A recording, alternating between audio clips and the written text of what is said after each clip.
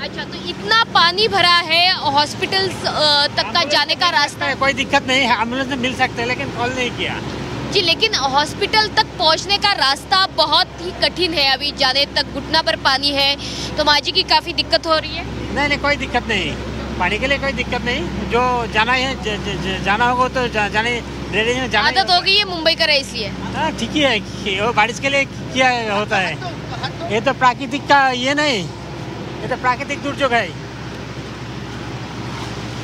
तर आपण बघतोय की कॅन्सर पेशंट आहेत आणि टाटा हॉस्पिटल या ठिकाणी ते उपचार घेण्यासाठी चाललेले आहेत आणि सध्याच्या घडीला रेडिएशन्स घेण्यासाठी त्या चाललेल्या आहेत।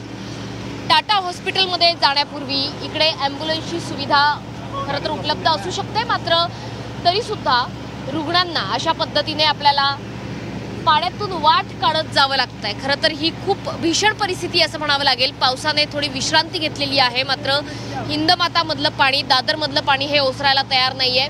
मध्यंतरी भरतीच्या काळामध्ये हे पाणी जास्त वाढलेलं आहे, त्याच्यामुळे हे सगळे महत्त्वाचे रस्ते आहेत हिंदमाताहून जोडले गेलेले जे अंतर्गत रस्ते आहेत, एक रस्ता KEM hospital, Tata hospital, Wadia hospital यासारख्या महत्त्वाच्या रुग्णालयांकडे हे रस्ते जातात, त्याच्यामुळे रुग्णांचे आज मोठे हाल होत आहेत। ज्या काही सर्जरी प्लॅन केलेल्या असतात, त्यांचं नियोजन केलेलं असतं अनेक ऑपरेशनचं, त्या सर्जरी पार पाडण्यासाठी, ते ऑपरेशन पार पाडण्यासाठी सुद्धा मोठ्या अडचणी येऊ शकतात आणि म्हणूनच नागरिकांनी घराबाहेर न पडता आपत्कालीन व्यवस्थापन यंत्रणेला सहकार्य करावं असं आवाहन आता प्रशासनाकडून केलं जात आहे। कॅमेरामन अनिल सहमनीशी पाठक, झी 24 तास, मुंबई।